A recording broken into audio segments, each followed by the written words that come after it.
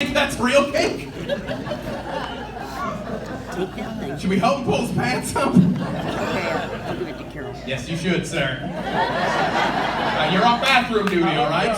Appreciate it. You see me rush off the stage, you follow. You have work to do. It looks like you have strong hands. I like that. I feel safe with you, is what I'm saying. That's all I'm saying.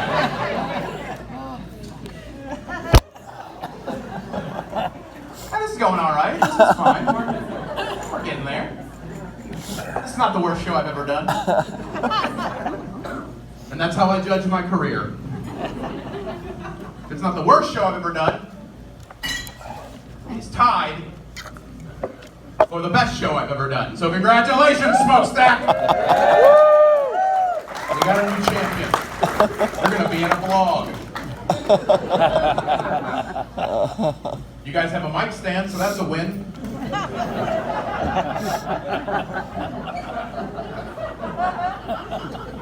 Those of you who didn't get that, I don't really hold shit. I'm not a known holder of things. Every time I play poker, always fold them. Always. I know when, Kenny. It's always. It's insane. I've been doing this 12 years now. You would be shocked how often I'll get to a show and they don't have a mic stand. It's so strange. There's very few things you actually need to put on a comedy show. You need a stage, you need some lights, you need a microphone and some speakers. You guys are fucking optional. Don't get me wrong, I'm glad you all came out tonight. But I once got paid $20 to talk to just the bartender. I don't need any of you. Please don't leave, ma'am. Please stay with me. And then you need a mic stand. I will tell you about the worst show I ever did. A few years ago, I was in Cincinnati, Ohio. I was supposed to do 1 hour of stand-up comedy. 1 hour, stand-up comedy, no mic stand. Ended up being the worst night of my professional life. Because I was trying to tell my jokes, nobody was listening to me. Nobody listened to a damn word I had to say. Because they were just staring at me the entire time going, when's he gonna drop it?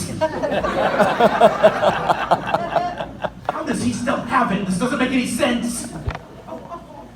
I mean, with science, this doesn't make sense. He doesn't have thumbs. Someone get that man a holder monkey. But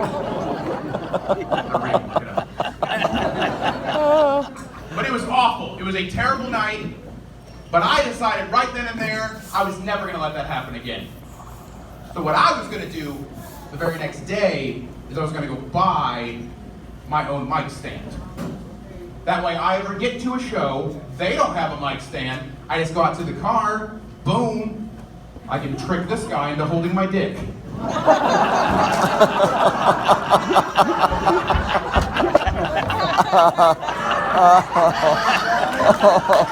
Everybody wins. Almost everybody. Wasn't that hard?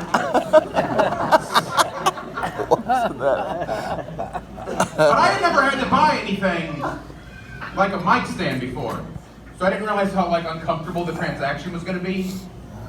Because here's what happens. That next day, I went into Guitar Center, and when I walked into Guitar Center, the 3 guys that were working, they stopped. And they looked at me. And then they looked at every instrument that they sell at Guitar Center.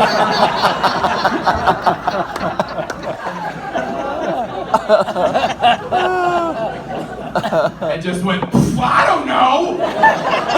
Do we have tambourines in the back? Give that man a tambourine.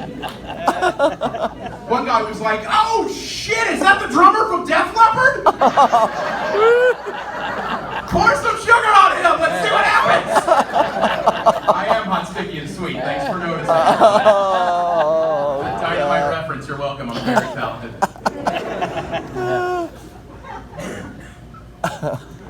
This is fun though. It's what I always wanted to to do. As long as I can remember, I always wanted to be a stand-up comic. I'm very happy and thankful. This is what I do for a living now. Okay, I will be honest. I think we're all friends now. You guys have been very nice to me. I don't want to lie to you. There was one other thing I wanted to be growing up. I wanted to be a pro wrestler. And I'm not just saying that to try to get laid, ladies. I know how you get. No, that is the absolute truth. I wanted to be a pro wrestler. I had a name picked out and everything. I was going to be the Cripple Threat.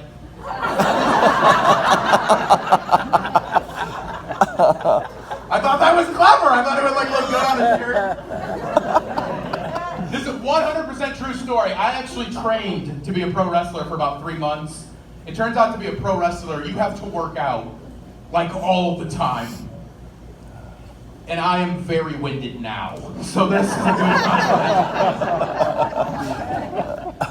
Is anyone in here a wrestling fan by chance?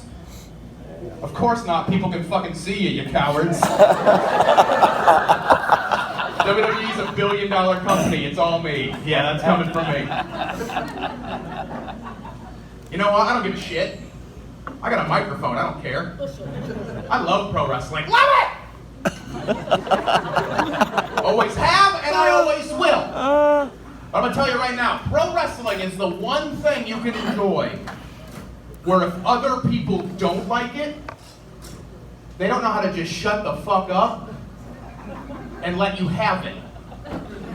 They want to ruin it for you like they're doing you a big favor, like you weren't in on it. They'll be like, you know that's fake, don't you?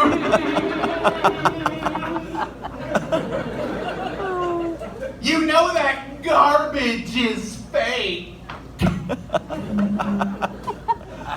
And I'm like, yeah. So my ex-girlfriend's orgasms, but I still had a good time. What the hell do I care if it's real or not? It's a happy ending for me either way. Go away, it's Monday, it's my special day. I just think that's so rude and unnecessary. Wrestling is fake. Yeah, because Game of Thrones is a fucking documentary. Shut the fuck up. Shut up and let people like things, you assholes. That's as political as I'm gonna get, I promise. I'll get fired up about the important things. I'm gonna teach you guys some stuff now. I'm gonna teach you some things. Teach you some weird arm stuff. Call this part of my act the worst after-school special of all time.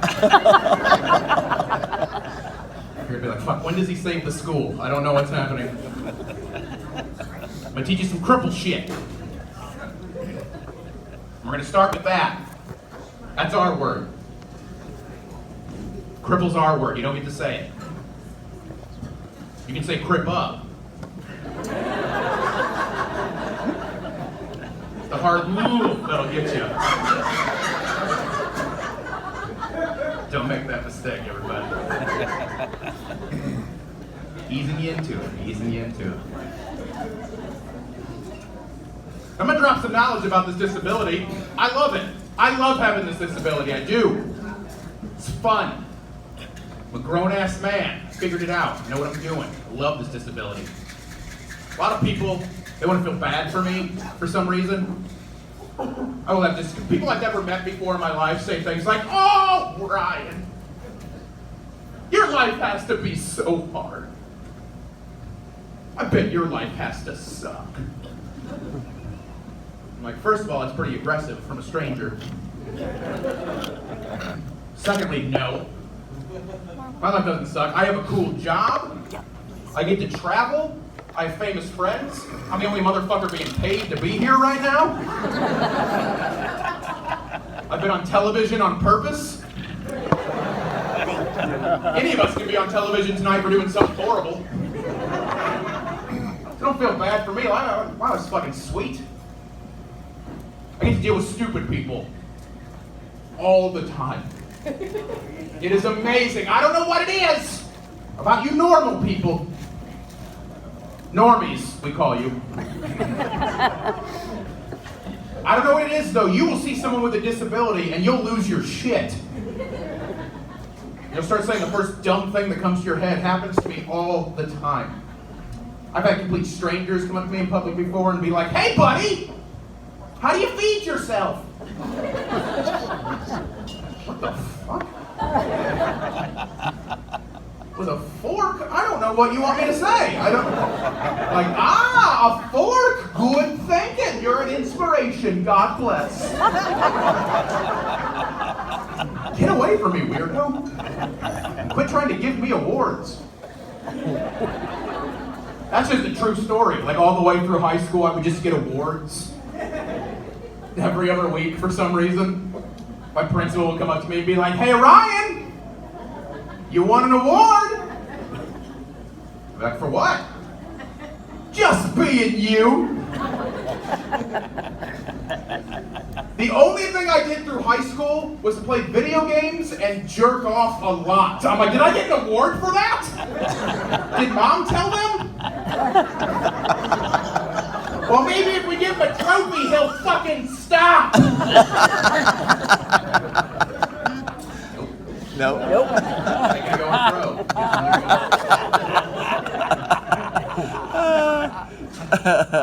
I always deal with this. Like, this is the stupid person I was gonna deal with. It's always at shows.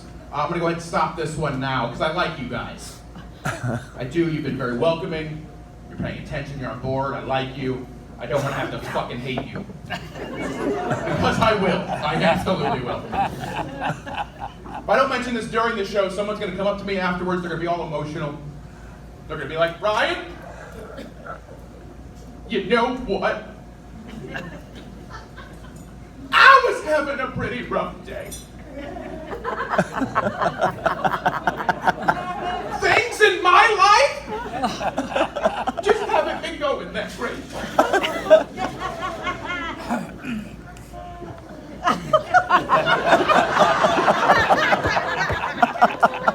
And then I saw you.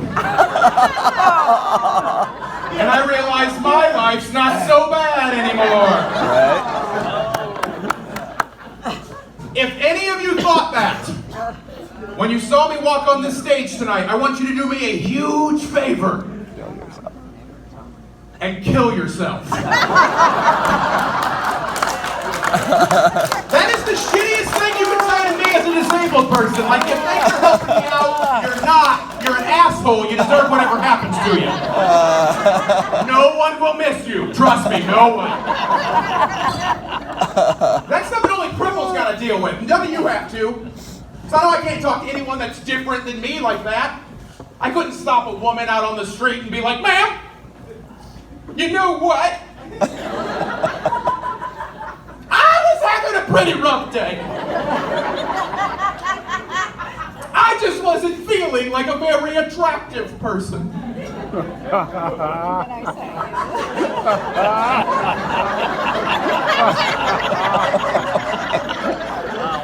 And then I saw you.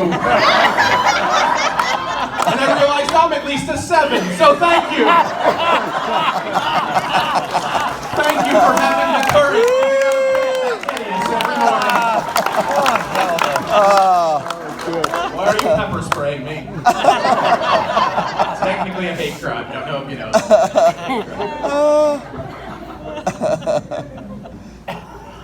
Always dealing with dummies. Just leave me alone. I'm a normal dude. Like, I'm just like everyone else. I just can't wear gloves. Like, that's it. Like, that's the entirety of the difference. No matter how many times my dad drunkenly bought them for me. That is an absolute true story. To this day, I still own a box of gloves that my dad has purchased for me over the years. Like, every time he'd give me a new pair, I'd be like, "Dad, these gloves aren't gonna work. I don't have 10 fingers, I think you're just seeing double." And he'd be like, "Shut up, Ryan, and put on your 2 hats." It's a finger. You guys will get it.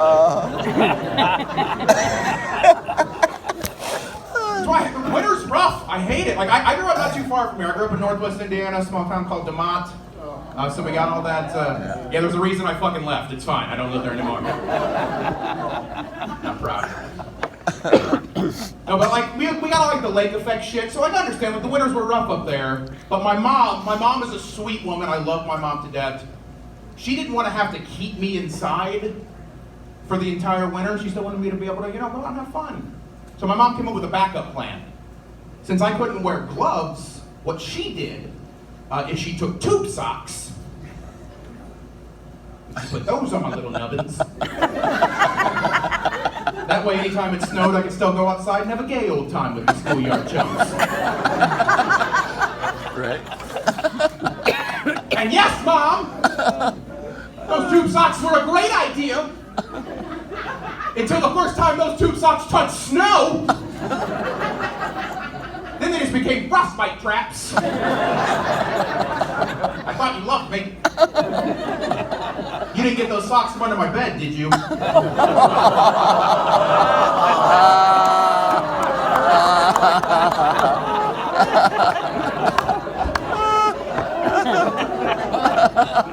They're filled with cripple semen, man.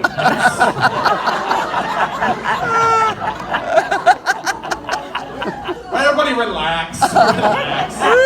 It was a joke. I grew up poor. I didn't have a bed.